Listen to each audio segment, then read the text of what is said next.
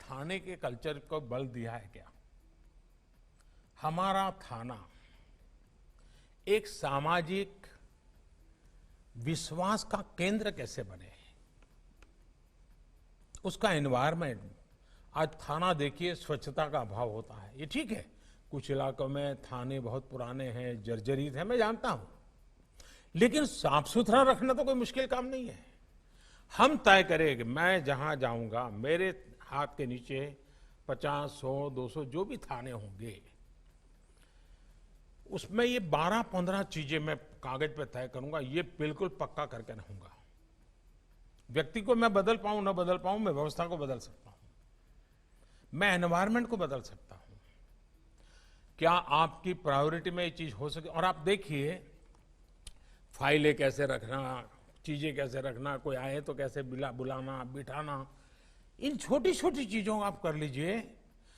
कुछ पुलिस के लोग जब नए ड्यूटी पर जाता है तो उनको लगता है कि मेरा रौब पहले मैं दिखा दूं, लोगों को मैं डरा दूं, मैं लोगों में एक अपना हुक्म छोड़ दूं, और जो एंटी सोशल एलिमेंट हैं वो तो मेरा नाम से ही कांपने चाहिए।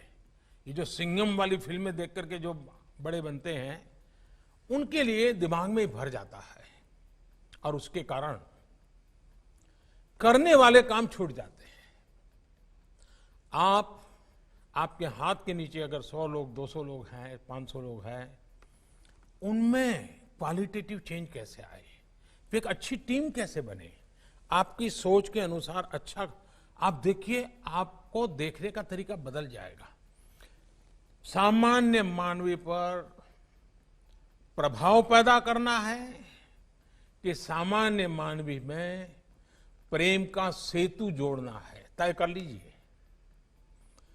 अगर आप प्रभाव पैदा करेंगे तो उसकी उम्र बहुत कम होती है, लेकिन प्रेम का सेतु जोड़ेंगे तो आप रिटायर्ड हो जाएंगे, तब भी जहां आपकी पहली ड्यूटी रही होगी वहां के लोग आपको याद करेंगे कि 20 साल पहले ऐसा एक नौजवान अफसर हमारे यहाँ आया था, भाषा तो नहीं जानता था, लेकिन जो उसका व्यवहार था, लोगों के दिलों को जीत लिया था।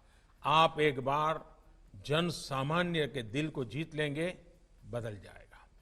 एक पुलिसिंग में मान्यता है, मैं जब नया नया सीएम बना तो गुजरात में दिवाली के बाद नया साल होता है, तो हमारे यहाँ एक फंक्शन छोटा सा होता है जिसमें पुलिस के लोगों से दिवाली मिलन का कार्यक्रम होता है, और मुख्यमंत्री उसमें रेगुलर जाते हैं, मैं भी जाता हूं। जब मैं जाता था, पहले जो मुख्यमंत्री जाते थे वो जाकर के मंच पे बैठते थे और कुछ बोलते थे और शुभकामनाएं देके निकल जाते थे। मैं वहां जितने हूं उनको मिलता था, तो मैं शुरू में जब गया तो वहां जो पुलिस के अधिकारी थे उन्होंने मुझे रोका, बोले साहब सबसे हाथ क्यों मिला रहे हैं आप, मत मिलाइए। अब उसमें कांस्टेबल भी होते थे, छोटे मोटे हर प्रकार के मुलाजिम होते, और करीब 100-150 का गैदरिंग होता था। मैंने कहा क्यों?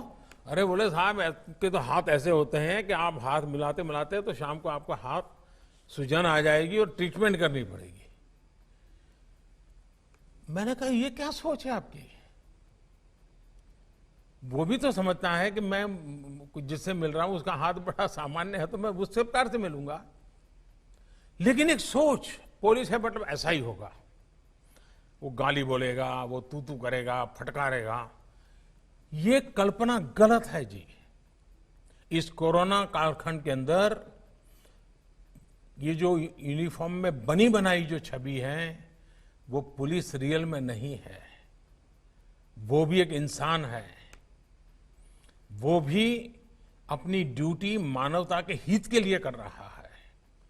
ये जन सामान्य में भरेगा हमारे अपने व्यवहार से। हम अपने व्यवहार से ये पूरा कैरेक्टर कैसे बदल सकते हैं? उसी प्रकार से मैंने देखा है कि आमतौर पर पॉलिटिकल लीडर्स और पुलिस का सबसे पहला मुकाबला हो जाता है,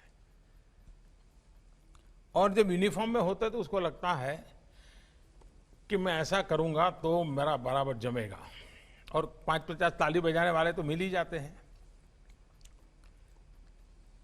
हमें भूलना नहीं चाहिए कि हम एक डेमोक्रेटिक व्यवस्था में हैं।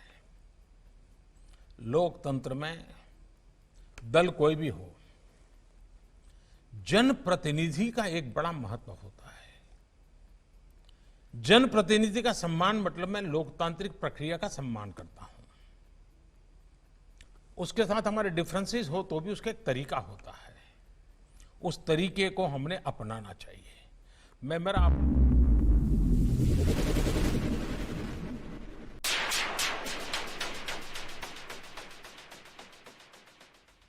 वो उस समय मुझे ट्रेनिंग दे रहे थे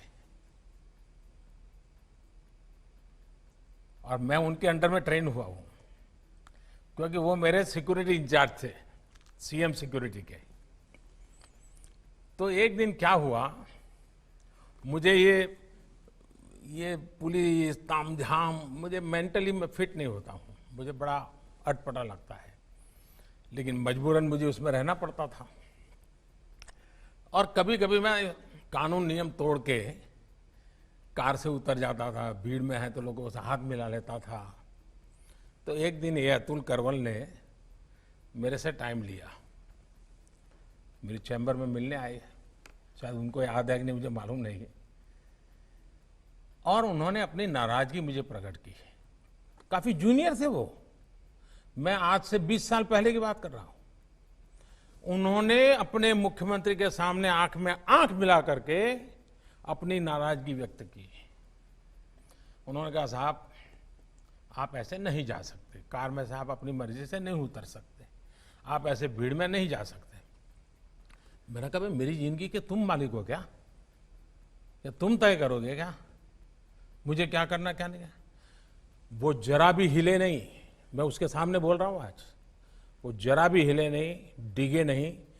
उन्होंने मुझे साहब कहा, साहब आप व्यक्तिगत नहीं हो, आप राज्य की संपत्ति हो और मेरी इस संपत्ति को संभालना जिम्मेवारी है। आपको नियमों का पालन करना होगा, ये मेरा आग्रह रहेगा और मैं नियमों का पालन करवाऊंगा। मैं कुछ नहीं बोला। लोकतंत्र का सम्मान भी था, जनप्रतिनिधि का सम्मान भी था, लेकिन अपनी ड्यूटी के संबंध में बहुत ही पोलाइट वर्ड में अपनी बात बताने का तरीका भी था। मेरे जीवन के वो बिल्कुल शुरुआती कालखंड थे मुख्यमंत्री के नाते। वो घटना आज भी मेरे मन पर स्थिर क्यों है? क्योंकि एक पुलिस अफसर ने जिस तरीके से और जिस दृढ़ता से और लोकतंत्र में जनप्रतिनिधि के महत्व को समझते हुए बात रखी थी, मैं मानता हूं हर पुलिस का जवान ये काम कर सकता है, हर कोई कर सकता है। हमें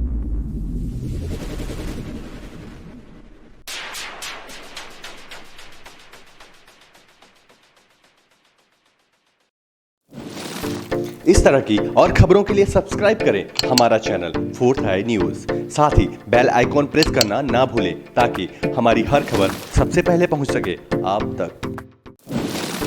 इस तरह की और खबरों के लिए सब्सक्राइब करें हमारा चैनल फोर्थ आई न्यूज। साथ ही बेल आइकॉन प्रेस करना ना भूलें ताकि हमारी हर खबर सबसे पहले पहुंच सके आप तक।